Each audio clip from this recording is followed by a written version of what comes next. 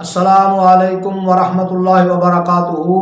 میرے چاہنے والے، میرے محبین، میرے کرم فرماؤں تک میرا سلام پہنچے۔ امید کرتا ہوں کہ میرے تمام ویور بخیر و عافیت ہوں گے۔ میں آج اپنے ویور کے لیے نہایت ہی اہم ٹاپک پہ گفتگو کر رہا ہوں اور ایک اچھی ویڈیو کے ساتھ ایک مرتبہ پھر حاضر ہوں۔ آج میں اپنے ویور کے لیے جو موضوع لے کے آیا ہوں وہ ہے لاجپال، یعنی لاجپال پریت نو توڑ دے نہیں، جدی باں پھڑ دے انو چھوڑ دے نہیں۔ میرے بھائیو، سب سے بڑا اس کائنات میں میرا اور آپ کا جو رب ہے وہ لاجپال ہے۔ میرا اور آپ کا کریم رب جو ہے وہ لاجپال ہے کہ ہمارے ہزاروں لاکھوں گناہوں پہ مطلع ہونے کے باوجود، اس کو دیکھنے کے باوجود،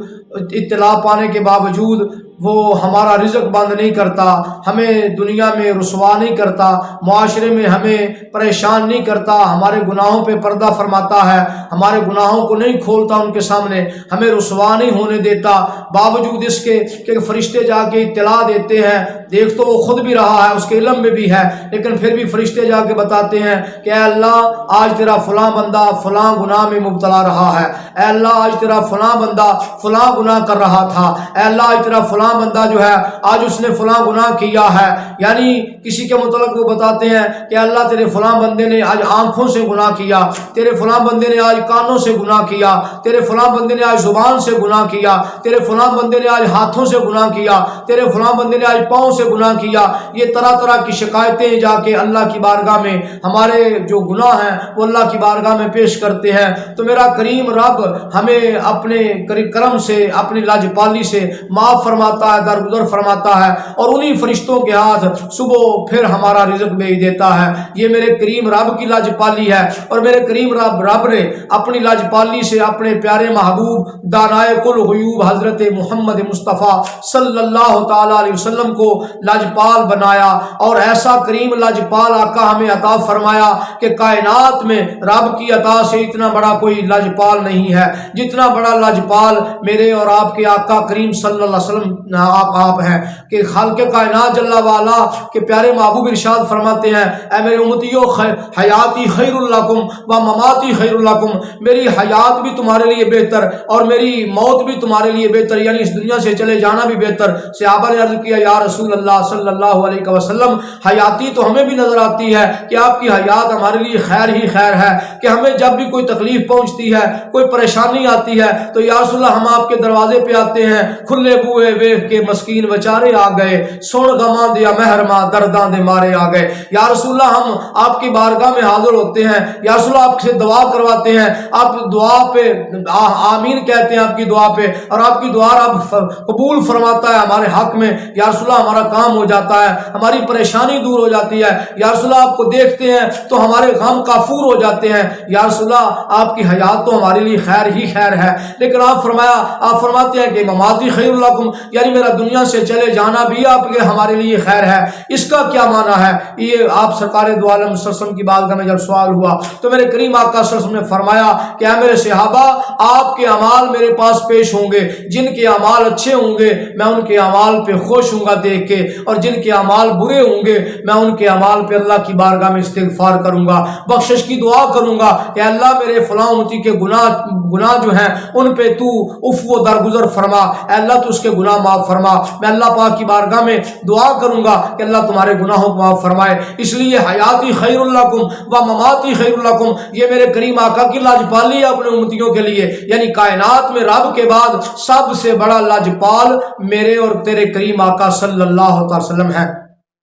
تو سرکار کی عطا سے، سرکار کے فیضان سے اللہ تعالیٰ جل شانہ نے اولیاء کرام کو بھی لاجپال بنایا کہ آج کل جو پیران اعظام ہیں وہ لاجپال ہیں، اور پیر وہ لاجپال ہے یاد رکھو جو واقعتاً مرید کے لیے وہ دنیا میں بھی رہتے ہوئے خیر ہو، قبر میں بھی خیر ہو اور حشر میں بھی خیر ہو، یعنی دنیا میں رہتے ہوئے بھی اس کو پریشانی نہ آنے دے، اس کے ایمان کا محافظ بنے، اس کے دین کا محافظ بنے۔ جو اس کے ایمان کا محافظ نہیں، جو اس کے دین کا کا محافظ نہیں، صرف نذرانہ لیتا ہے، وہ پیر کبھی بھی لاجپال نہیں ہو سکتا۔ لاجپال تو وہ ہے کہ جو اس کا دین بہتر کرے، جو اس کا ایمان جو بچا کے لے جائے دنیا سے، اور قبر میں بھی جا کے اس کے لیے خیر ہو، اور حشر میں بھی اس کو بازو سے پکڑے، ہاتھ سے پکڑ کر جنت میں لے کے جائے، وہ پیر جو ہے وہ لاجپال ہے۔ اگر یہ نہیں کر سکتا تو یاد رکھو وہ پیر لاجپال نہیں ہو سکتا، وہ تو صرف نذرانے اکٹھے کرنے کے لیے ایک بخش ہے، میں اس کو بخش ہی کہوں گا، وہ پیر نہیں ہو سکتا۔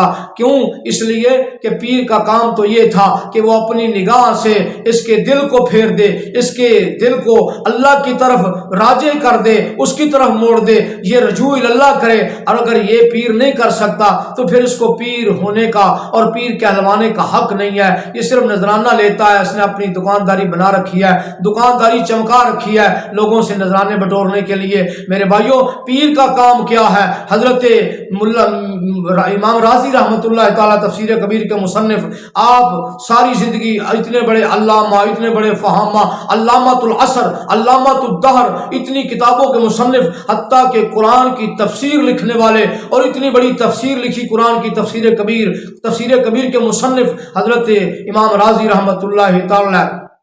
فخر الدین رازی، آپ کا جب آخری وقت آیا تو شیطان آ گیا آپ کے پاس، آ کے کہنے لگا ہے راضی تو نے بڑے مناظرے کیے، بڑے لوگوں سے بحث آبحاث کی، لیکن آج میں بھی تیرے ساتھ ایک مناظرہ کرنا چاہتا ہوں، میرے ساتھ بھی مناظرہ کر۔ آپ نے فرمایا تو بھی کر لے۔ اس نے کہا کہ میں اللہ کو ایک نہیں مانتا، اللہ کی وحدانیت کا میں منکر ہوں، میں اقرار نہیں کرتا کہ اللہ ایک ہے۔ آپ نے فرمایا اللہ تو ایک ہے، فرمایا میں نہیں مانتا، کہنے لگا میں نہیں مانتا۔ آپ نے فرمایا کہ اللہ ایک ہے، میں اس کے اوپر دلائل کے انبار لگا دوں گا، تو اللہ کو ایک کیوں نہیں مانتا؟ اس نے کہا پھر دلائل پیش کر۔ حضرت امام راضی نے ایک دلیل پیش کی، اس نے رد کر دی، پھر دوسری دلیل پیش کی، اس نے رد کر دی، پھر تیسری دلیل پیش کی اللہ کی وحدانیت پہ، اس نے رد کر دی، حتیٰ کہ 360 دلائل آپ نے پیش کیے، لیکن وہ سب کا بطلان کرتا گیا، سب کو رد کرتا گیا۔ آخر جب 360 دلائل پیش کیے اور حضرت امام راضی رحمۃ اللہ علیہ پریشان ہوئے کہ 360 دلائل پیش کرنے کے بعد پھر یہ نہیں مانتا کہ اللہ ایک ہے،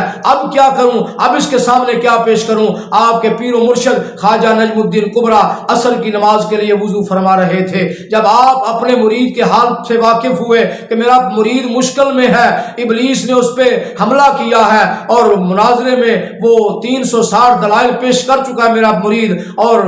ابلیس نہیں مان رہا، آپ نے پانی کا ایک چھینٹا مارا، فرمایا راضی اس کو یہ کیوں نہیں کہتا کہ میں اللہ کو بغیر کسی دلیل کے ایک مانتا ہوں؟ جب اتنی بات کی تو شیطان مردود دفع ہو گیا۔ یہ ہے لاجپالی کہ پیر اپنے مرید کے حال سے واقف ہے، اسی لیے تو کہتے ہیں کہ پیر مریداں دے سر تے رہندے، سچے ہون یا جھوٹے، یعنی پیر مرید کے سر پہ رہتا ہے، اس کے حال سے واقف رہتا ہے، یہاں تک کہ اس کی جو دلی کیفیت ہے، پیر کا کام تو یہ ہے کہ اس کے دل کی کیفیت سے بھی واقف ہو، اللہ کی عطا سے۔ اللہ نے اس کو یہ علم بخشا ہے، اللہ نے اس کو یہ نگاہ بخشی ہے کہ وہ اپنی نگاہ سے پیر کے دل کے جو حالات ہیں ان سے بھی واقف ہے۔ اور پھر یاد رکھو میرے بھائیوں، مجھے ایک اور واقعہ یاد آ رہا ہے۔ حضرت ملا جامی رحمۃ اللہ تعالی علیہ،